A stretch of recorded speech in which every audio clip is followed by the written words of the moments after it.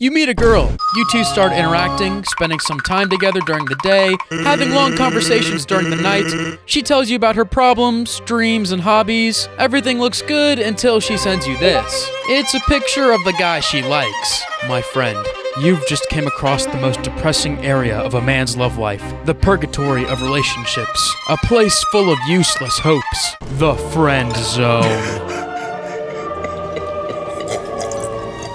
But today you're going to understand the science behind it, how you can avoid being permanently stuck in it, and finally, what is the best thing you can do to get out.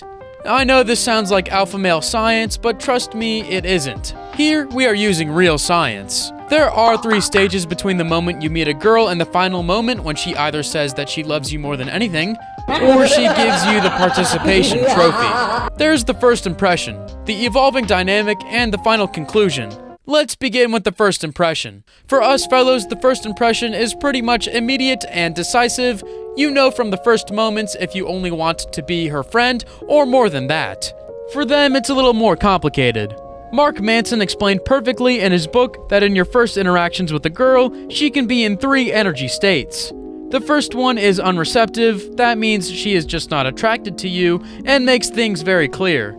I know it happens to the best of us, so this one doesn't need any further explanation. The next one is neutral. This means that she hasn't decided yet whether she likes you or not. But this is a temporary state, since if a girl remains neutral too much, she'll eventually become unreceptive. See why becoming her best friend and waiting for her to see what a wonderful man you are doesn't work? Then there's the receptive state. This means she likes you and shows you clear signs that she likes you. She doesn't want anything from you and she just likes you for who you are. This state feels like finding diamonds in the old Minecraft versions. This piece of information makes our quest a little bit easier because you would know from the start whether you have a chance or not. Now, I don't say that it is 100% impossible to make an unreceptive girl like you, but most of the time it is not worth the effort. In most cases, the instant subconscious rejection she gives you doesn't necessarily come from the lack of attraction, but differences in general lifestyle choices. Let me give you a quick example. If you are a pretty chill person who likes to wear baggy clothes and doesn't really care about his looks, but she's the organized type of person who dresses like this, she might be unreceptive. So you can change your style in order to try to make her like you, but is it really worth it? Probably not. But let's say she likes you. You are still not safe from the friend zone. It probably happened to you at least once in your life to meet a girl who actually likes you, but until you get the courage to ask her to be your girlfriend, she tells you that you have just become her new bestie. Every f***ing time, man. It happens because our smartasses always fumble the next thing on the list, the evolving dynamic.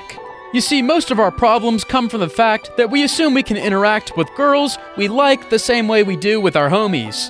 Now let me ask you a very important question. When was the last time you watched a romantic movie? And no, the ones you watched on Disney Channel as a kid don't count.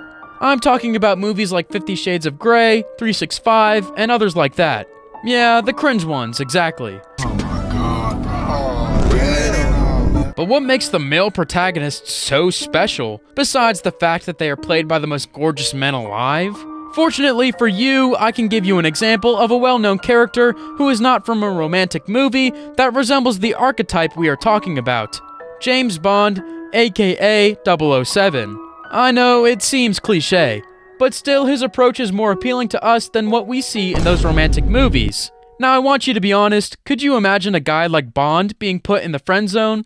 Being in love, sure. Being refused, yes, in rare cases, but it can happen. But being in a friend zone, never. Because he doesn't put himself in that situation. Returning to you, the first important thing about your dynamic with her is your ability to be more polarizing. By being more polarizing, I mean that you have to make your intentions of being with her clear as soon as possible. You don't want to be seen as a potential friend or a random buddy she has. Because even if she is receptive to you at the beginning of your interactions, if you try to play it safe too much and not shoot your shot, she'll go from receptive or neutral to being unreceptive. In simple terms, you go from the potential boyfriend zone to the friend zone. That happens because subconsciously, she thinks that you are not attracted to her. I know it seems obvious, but most of us still don't seem to get it.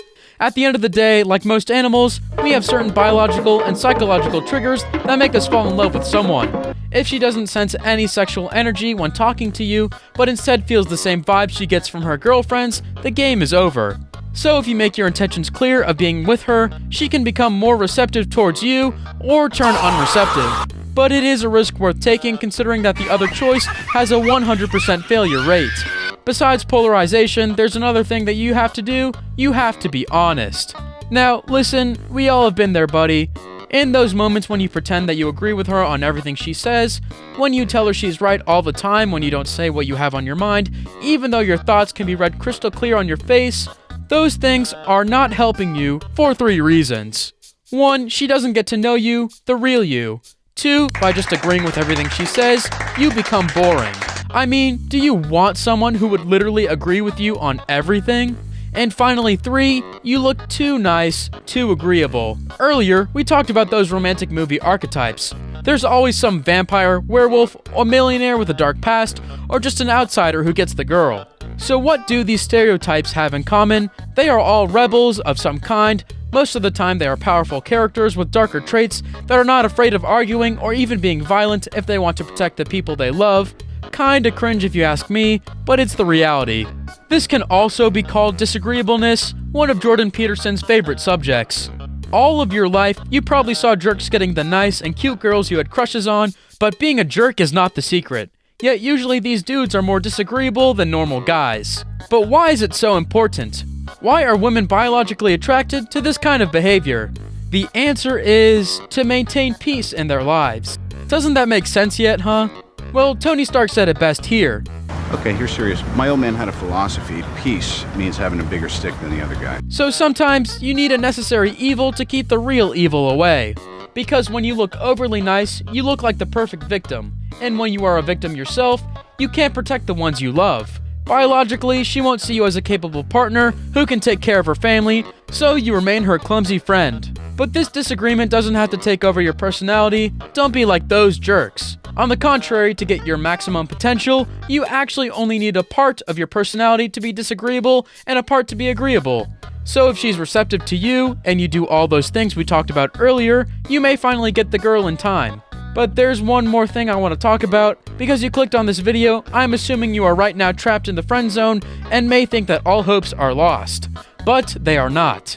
In order for you to have a real shot of getting out of the friend zone, you have to understand one important aspect. The friend zone itself is a zone with more than one area. And you already know that. Think about the fact that in your life you have friends, and then you have best friends. So if you've already fucked up and ended up in the friend zone, the battle is not lost yet. The final conclusion might not be that final. You can remain her friend and still have a shot, but not if you become her best friend. The scientific approach goes like this. At this point, she stops seeing you as a potential partner. Yet, if you are still there for her all the time, she'll start caring about you. She'll really do. But not in the way you care about her. So you can remain her friend, but don't give her the same energy as all of her girlfriends. She might not be receptive to you now, but people change. A lot. Sometimes it's just the right person at the wrong moment. If you become like a brother to her, your chances of ever getting out of the friend zone are low. But if you are one of her friends, who maybe still keeps a little bit of a mysterious vibe, a change in her life, or in yours, might turn you into a perfect match. And since you are not her best friend in the entire world, it would be worth it for her to shoot her shot with you. On the other hand, if you are her bestie, you become more valuable to her as what you are right now, rather than a new love interest. To cheer you up, I'll let you know that there's apparently a study that shows the fact that you have better chances of getting a hotter life partner if you become her friend at first, and then her love interest rather than if you skip the friend zone step. Again, friend and not best friend. In the end, even if things don't work out, remember, there are a lot of girls in this world, and they are all more than ready to reject you and me both. See ya!